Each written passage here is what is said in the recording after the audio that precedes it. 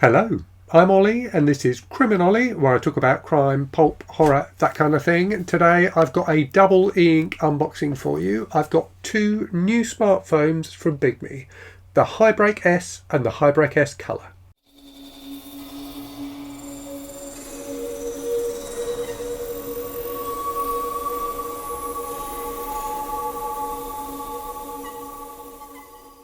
Bigme have very kindly sent me these two phones in for review. I'll leave a link in the description to the video to their website where you can find out more information about the phones. That will be an affiliate link, so if you choose to purchase one of the phones using that link, I will earn a small commission. So thank you if you choose to do that. Right, so two new smartphones from Bigme. They've had a lot of success with their Bigme Hibreak Pro and the Bigme Hibreak Pro Colour. These are kind of slightly smaller, slightly less powerful versions of those phones, I think. I think you would kind of position them between the original Hibreak. So I did review one of those on the channel way back when, about a year ago, I think.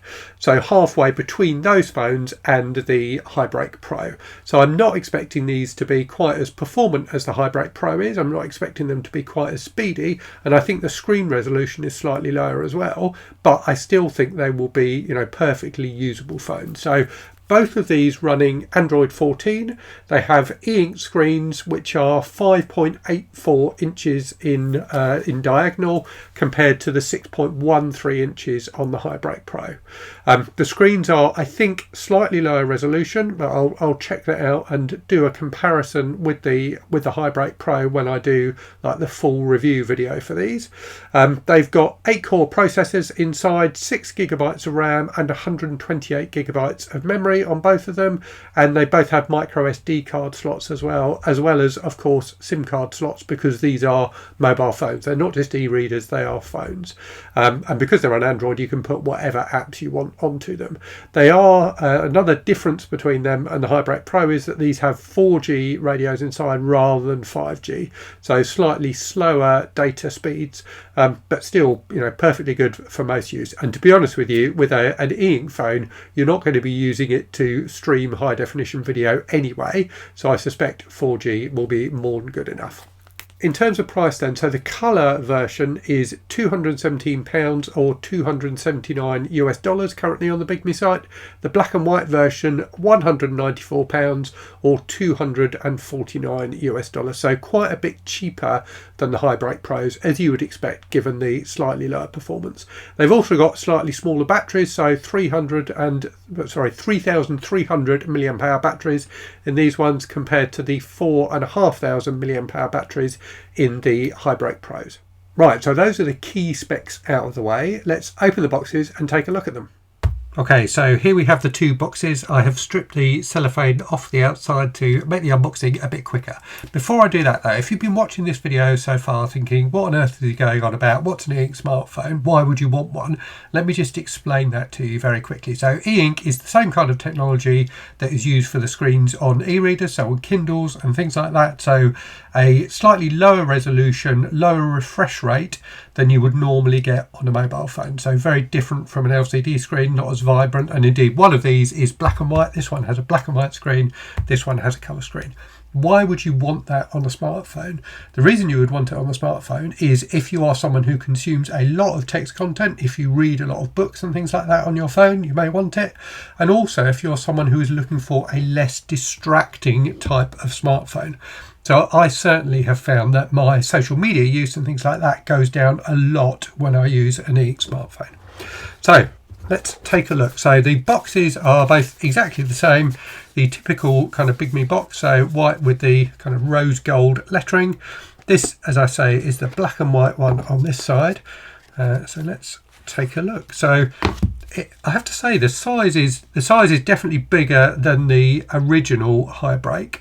And feels very similar in size to Hibreak Pro. Let me grab my Hibreak Pro. So this is my Hibreak Pro. So you can see, yeah, it is slightly bigger, but not a huge difference. So it comes in a plastic protective case. Let's just take that off and see what the actual phone feels like. Slightly stubborn. Okay, so you've got a kind of textured back, which is quite nice. There's a camera on the back. I think it's a 20 megapixel camera on the back and 5 on the front. You've got the SIM card slot, and I'm assuming as well the SD card slot there. That, I'm guessing, is the power button, or maybe, well, you've got one button on one side and 2 buttons on this side. One of them is a rocker button, so I'm guessing that's going to be volume. One of them will be power, but there is at least one like user configurable button like the Hibreak Pro has, which I found really, really useful. You know, you can set it to like refresh the screen or double click and open the multitasker, things like that. Let's just power this one on. Well, we'll see if that is the power button. No, it's not. It must be this one. There we go. You can see the screen waking up. As I say, I think these are slightly lower resolution. I can't remember now exactly what the resolution is. I think they're slightly lower resolution, but I'll confirm that in the full review video and do a side-by-side comparison. I think they're just under 300 ppi, which is the norm. So let's leave that one powering up and have a look at the colour one. So this is the colour one, which at the moment looks, I have to say, exactly the same. Okay, so they're both powered up now. This one, as you can see, is the colour one. This is the black and white one. I'm going to take them both away, get them set up properly, and come back and put them through their paces a little bit for you and give you some first impressions. Okay, so it's actually the following day now, and I've got both of these set up, and I've had a decent play with them, and I have to say I am quite impressed. They're actually better than I was expecting. So I was definitely worried that the speed and things like that of them would be noticeably slower than on the Hibreak Pro, and so far they're performing very, very well indeed. So I've got both of them here. Let me just turn them on and show them to you. So black and white one obviously here, colour one here. There is one area which I'll talk about in a bit where the sacrifices they've made to make these cheaper devices are definitely visible. But aside from that, I think these really perform pretty well. And if you're after an e-ink phone, I think these are a decent, affordable option. So let's have a look at the black and white one first. So you can see, scrolls quite nicely. I've got a bunch of different apps on here. If we go into BBC News, so you can let me scroll through. So yeah, so you can see, decent scrolling speed, very nice clear text, really crisp and clear to read. So I double checked what the PPI is.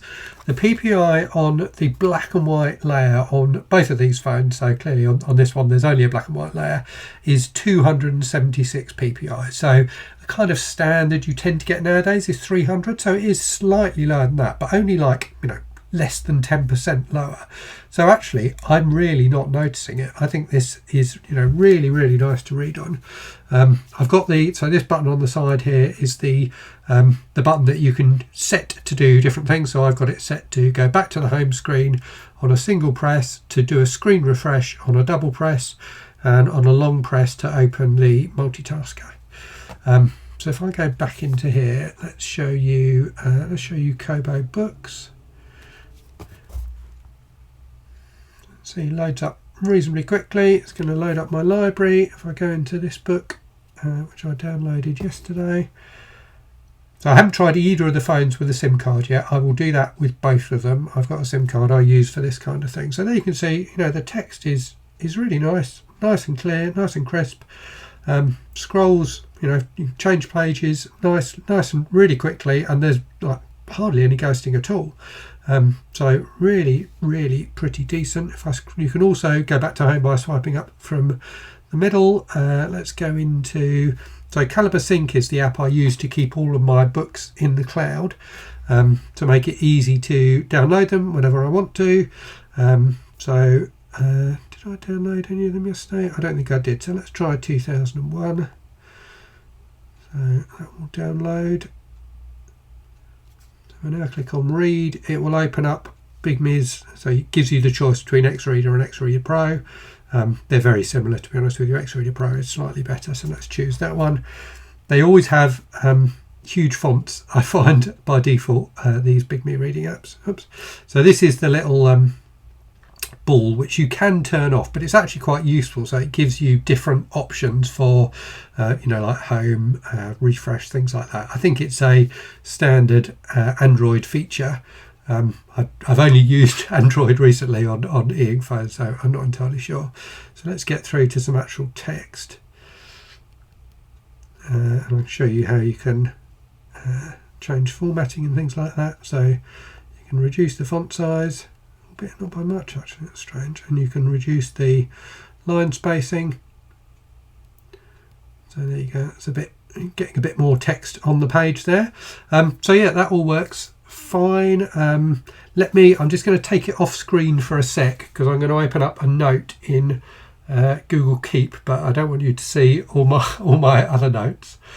I'll just demonstrate what the typing's like. So it comes with, rather than having like a default Android keyboard, it actually comes with Google's Gboard installed, which is the one I tend to use anyway, and it's really good. So let's try quick brown fox jumped over lazy, I don't ever know, is it lazy dog or lazy cow? I think it's lazy dog. Lazy dog. So you can see it, typing is, you know, I'm not going to say it's exactly as good as typing on an iPhone or something like that, but it's more than good enough. It's really pretty decent. So that is the, I've now showed you my notes anyway. Okay, there wasn't anything too confidential there. So the new Bigme OS that they've got on this as well makes it much easier to like put things in folders and move icons around and that kind of thing. You can of course install skins as well if you want to, but yeah, that gives you a sense of what this is like. If I go into Google Play Store, you can just see, you know, that works just as you would expect it to, just like it would on anything else. So that's the black and white one. Let me show you the colour one quickly, and this is where, so I think like in terms of speed and things like that, that feels fine to me. It feels fast enough. I think it is probably a shade slower than the Hibreak Pro, but it definitely feels decent. Obviously I'll use these for a couple of weeks and then come back and give you a you know, a full review on both, and during that week I'll be doing a lot more multitasking and things like that on them. I'll have a SIM card in them, I'll take them out and about, so we'll see if that makes a difference. But so far, performance wise, I'm really impressed. Right, so this is the colour one. So this is where you do see a slight difference, and I couldn't figure out why it was at first. And then I double checked the specs. So the black and white layer on this, as I said, is 276, I think it is PPI, so you know, very close to the norm. The colour layer though is, I think it's either 76 or 78, whereas the norm, so on the Bigme B6 for example that I reviewed the other day, that has 150 PPI colour. This only has 76, so basically half, and it is noticeable. It's not quite, the colours aren't quite as vivid. I mean, they're never particularly vivid on an e-ink screen anyway, but they're not quite as vivid, and it is a bit, for want of a better expression, blurrier. So if I go into something like Reddit, which I think I remember to sign into, yep. So you can see, you know, it is in colour, but it is, even for a colour e-ink screen, it's pretty washed out. But you know, still like scrolling and things like that, you know, really, you know, pretty decent. You know, for an e-ink screen, this is I think, you know, kind of remarkable, especially for such a cheap phone. It is the refresh rate, the maximum refresh rate on this is 24 Hertz, so 24 times a second, which is really impressive. If I go into let's do BBC News as well to show you that.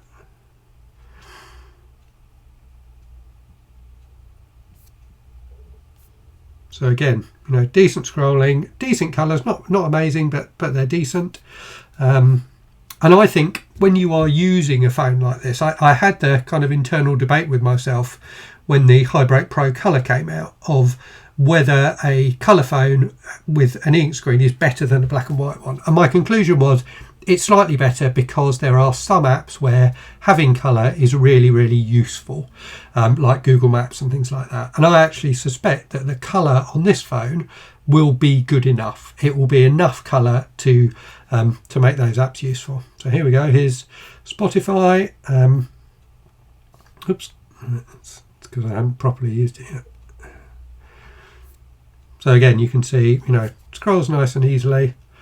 If we go back to the home screen, let's do YouTube. Go into my channel.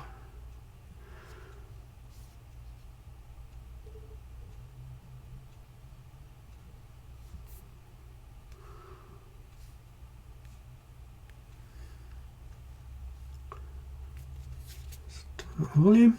Horror, that kind of thing. Today, 10 before the end. Here are 10 books I want to read before the end of the year. So you can see, yeah, it's pretty good. It's good enough to watch video on. It's never going to be a cinematic experience watching video, but it's, you know, it's really pretty decent. So I am very impressed with these so far. As I say, I will take them away and give them a really good work through, and see what sacrifices there are for the slightly slower processor, the smaller battery, the slightly lower RAM as well, I think, than the Hibreak Pro. But so far they are performing better than I was expecting to, and the only obvious drawback of the cheaper phone is the slightly less good colour performance on the colour one. The black and white one, I don't think there's an awful lot to choose between them. I was thinking as well about the fact it's got 4G rather than 5G, but really you're not going to be downloading loads of stuff onto these phones, I wouldn't have thought. You're not going to be watching loads of video on these phones, so I don't know that 4G versus 5G is actually going to make that much of a difference. So anyway, those are my thoughts so far. If you've got questions, drop them in the comments. I will come back, as I say, in a couple of weeks and give you a full review on both of them, tell you the differences, and maybe do a bit of comparison with the Hibreak Pro Colour and the Hibreak Pro as well. Anyway, I will leave it there and say, as always, thanks very much for watching. Hope you're safe and well out there. Hope you're reading good stuff, and I'll speak to you again very soon. Cheerio.